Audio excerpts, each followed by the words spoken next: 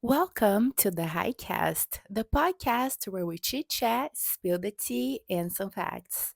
I'm your host, Thais, and I'm highly happy to have you here. In tonight's episode, we're going to be talking about what happens after you exit survival mode. I feel like it's super important to talk about this because a lot of girls that are living in survival mode look high functioning.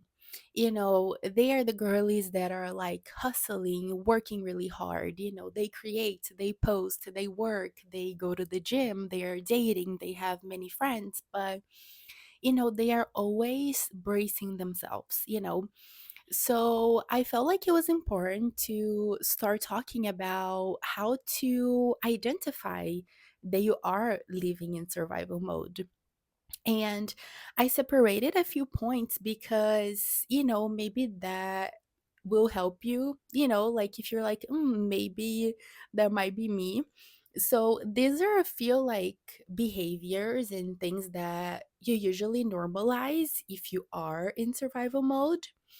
So, like, usually you don't realize how much tension you normalized. You're always waiting for the shoe to drop, like you're expecting things to go wrong. And not that, like, you're a negative person, but you're just like to be prepared. It's like you're always like ready for, if something goes wrong.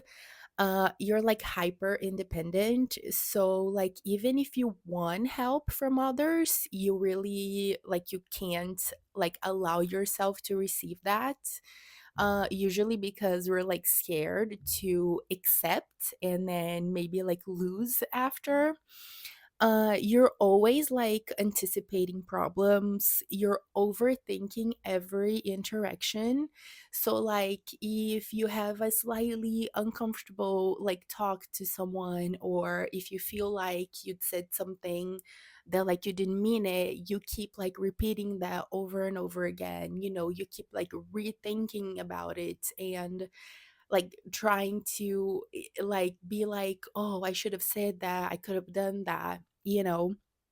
uh you feel like that urgency all the time, like it's like nothing is ever enough, like it doesn't matter how much you're doing it, and that goes for like both things, like receiving and doing it. It's like if you want that job, like nothing is ever enough, you can really settle for anything, it's like you get something, but like you try to get something else. You feel like rest has to be earned, so like it's like you can't stop until you're like depleted and like exhausted.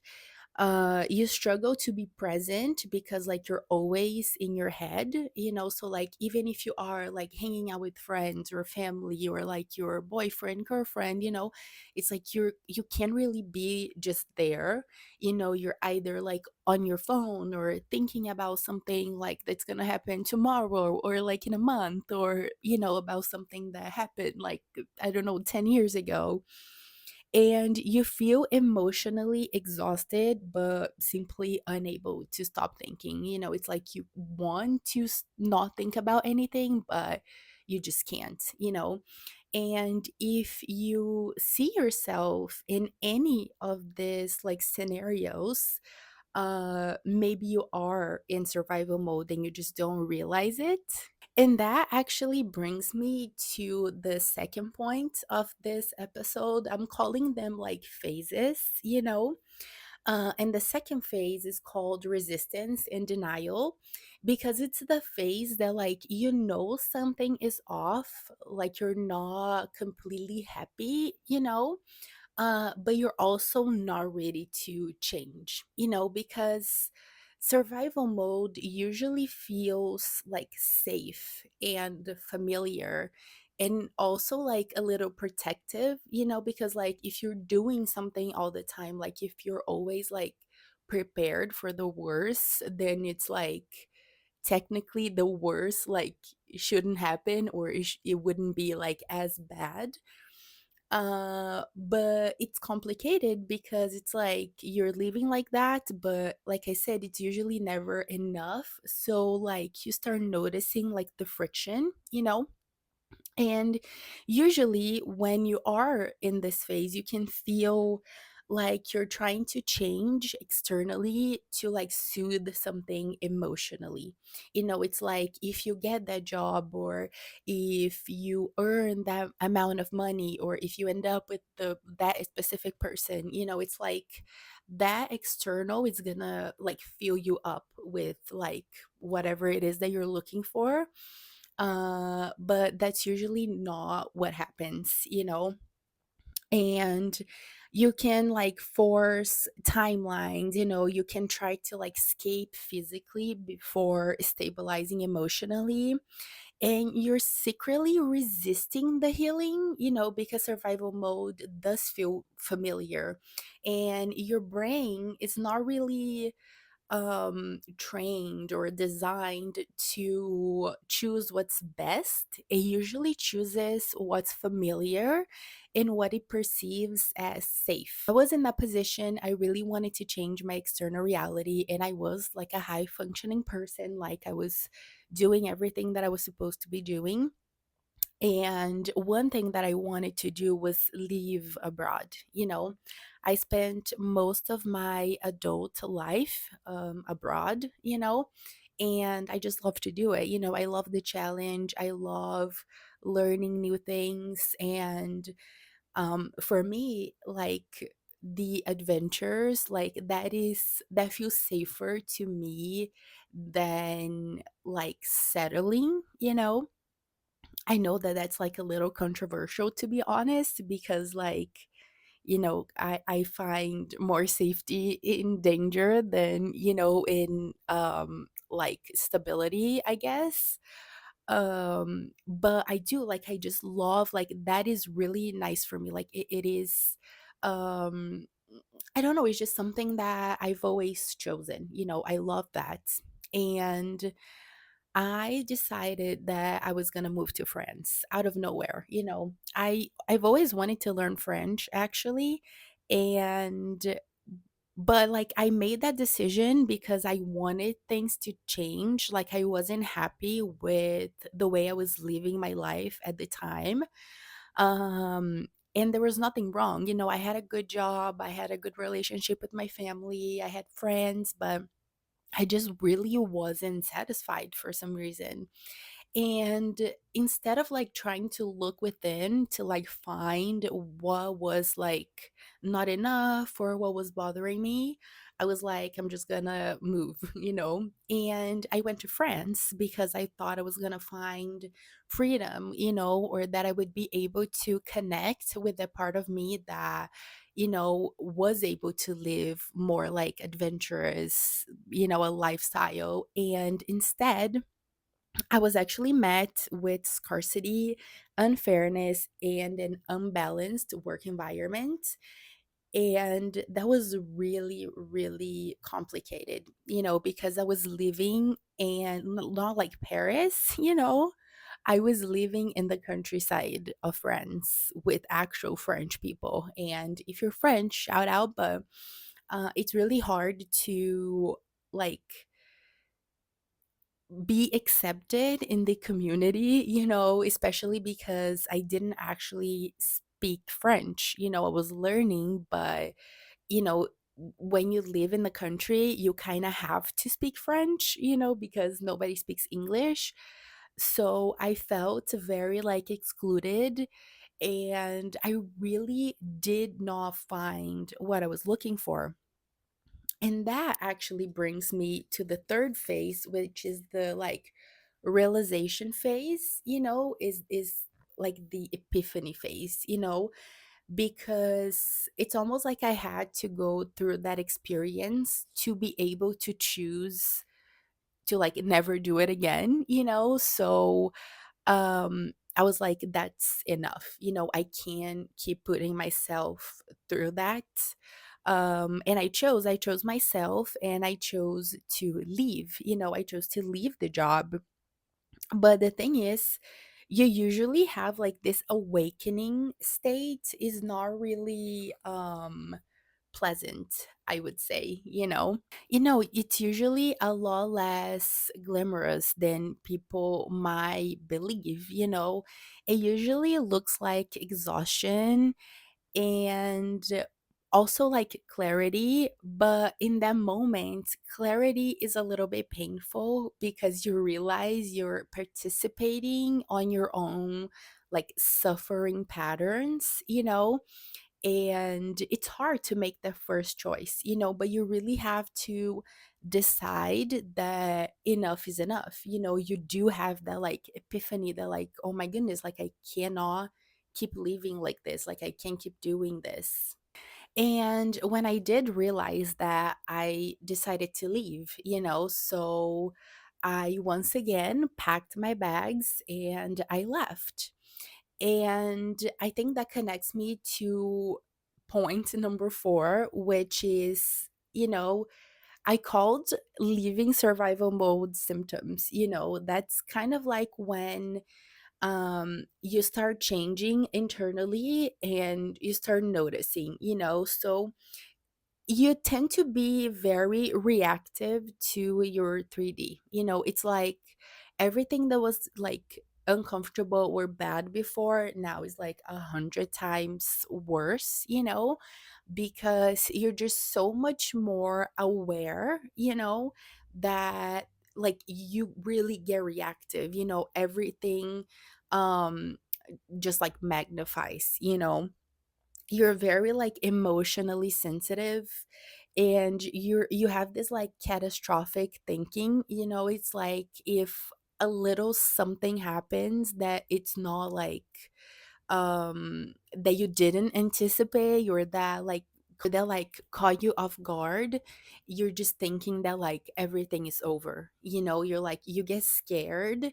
that if like little things happen that's gonna like take you out of your alignment. You're very like irritated, you get triggered by everything, and you're usually very tired, because your nervous system is going through so much, and you're also emotionally raw. So like you get like you're sensitive, but at the same time like because you're so reactive to your 3D, like you tend to be a little more like really like raw, because for the first time you're seeing everything as it is, and you usually want to like just put that out there, and that's usually the moment where you're like in between identities. And I really want to say that like sometimes life feels worse temporarily because you're finally conscious of the patterns instead of unconsciously running on them, and like I said, like you're seeing that for the very first time, and you just can not like just talk about it, just share that with like your closest, reality. But then after a little while, you get to phase 5, which is the stabilization phase, and that's actually probably like the part that I am in right now, to be honest. Because, like after a little while, like really bringing that new identity, um, you start like acting like it, and then I feel like when you act enough like your new version, that's when you fully like embody it, but in that phase, like you're usually energetically tired, even if you're emotionally well, like I think that when you are in this path, there's this like idea that it's like everything is smooth, but it really isn't. You have a lot of ups and downs, and for a very long time I was like attached to the bad times because I felt like they were like too important. And now I'm realizing that like even when I'm emotionally well, like because of the internal changes, like my body is tired, because like there's so much going on emotionally that like that is a lot of, like, your body has to put a lot of energy, because the stabilization phase is not just about like mentally embodying your new identity but also physically.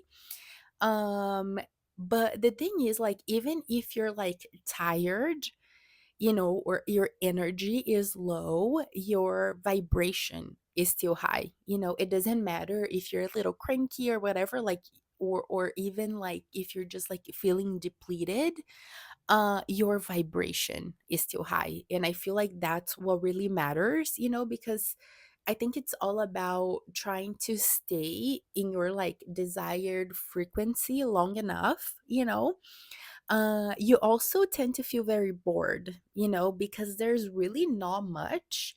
And usually, when we are living in survival mode, like, we're used to the chaos, we're like, that's like normal for us, right? So, when things are a little bit calmer, a little bit quieter, you tend to feel a little bored, and I struggled with that for a really long time. And now I'm like understanding that like slowing down it's okay, but like it wasn't easy, because like I said, I love adventure. I love a little danger. So when I have to like stay still, it's really not an easy task for me, and like I said, like, here I put that you're understimulated, and you have quieter emotions. You're less obsessed, like with the outcomes or with the way things have to be like right now. You're just kind of like going with the flow, and you feel like less urgency. And I think that you do start appreciating things a little bit more.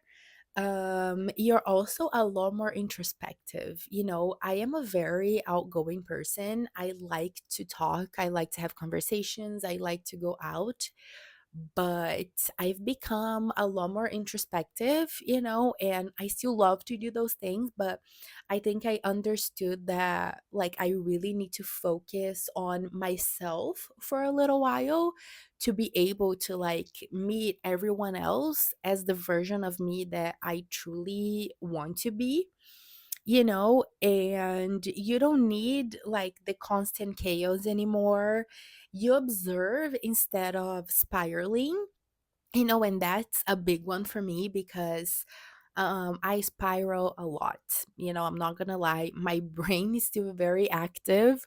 So like when I started thinking about something, it's hard for me to like cut the strain, and but I think that like now I am starting to do that. I don't immediately attach like a meaning or an emotion to like little things, and that brings me to number 6, which is after stabilization, which, like I truly feel that like I'm in between 5 and 6.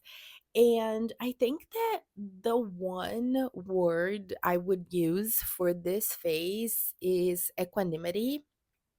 I love that word actually. I learned it from Joseph Goldstein, and I just cannot find a better word to describe this feeling, because you're not like numb, but you have this like inner steadiness, and it's it's really nice because you feel like you really feel the alignment. When you start acting in alignment, you can feel it, and it can feel like you have more inner trust and faith. It's like where you're going before you're there, or even like I finally feel safe enough to build, or like you feel emotionally available for your future. You're not desperate for anything, but you're like welcoming, you're like open to receive. Because like I mentioned in the first point, like when you are in survival mode, you tend to be hyper independent, and usually when you are hyper independent, you have a really hard time accepting help or accepting like anything to enter your life because you're so focused on doing it yourself that like you need to like deserve something, like it's like you have to work hard enough to deserve to receive, and when you are more stabilized, after you really have um become aligned with this version of you, like this higher version of you, you are open to receive, it's like you don't need anything to come, but if it does, it's like you're welcoming it, as long as it meets your like criterias and like your boundaries and everything. You're also very like emotionally discerning, like you're no longer available um to feel emotionally controlled by your environment, it's like even if your life doesn't look exactly as you want it to look right now, that doesn't bother you. Like your 3D does not have to validate your identity anymore. And you also feel this like stillness, like you don't really need to force anything, whatever is aligned will come, simply because you are open to it, like you know what you deserve, you know what you want, and you feel relaxed enough to receive it, to like allow things to enter your life, and one thing that I think that really changed is like you become more patient, before I really felt like things had to come like fast, or I would put like, oh, if this doesn't happen by like whatever time, like then like I don't want it anymore or something like that. Like I had to put like a date for it to come in, and you just become a little more patient and you're like, you know, at least that's how I feel. It's like if I stay on the path long enough and I just keep acting like my highest version, like everything will align. And I do hope that, everything that I am trying to manifest does come to my 3D reality, but I just know I'm gonna be okay. I know that I just have to hold on a little bit longer and everything will fall into place. And it's such an amazing feeling because you're really just like flowing. I think that that's like a flow state that people talk about. And but for you to get to that flow state, there's a journey, and that's why I wanted to make this episode because if you are trying to change your life and if you are looking for your 3D to improve, if you want a better job or, a better relationship or whatever it is, make sure that you understand what feeling you're trying to get from that, because we're always like, whatever it is that we want, like if you're trying to manifest like a better financial condition, you're really looking for stability, and maybe a little more freedom.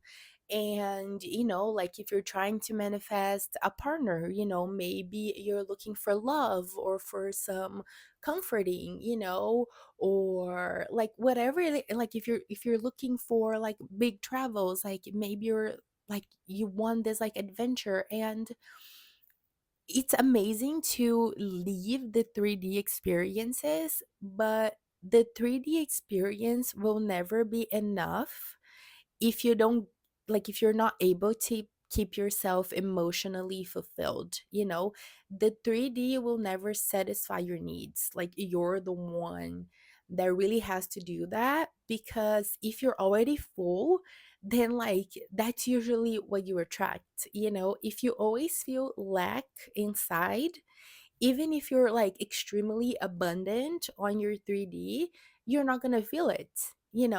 So I think that the biggest secret is you really have to understand why you're lacking emotionally and try to give yourself that.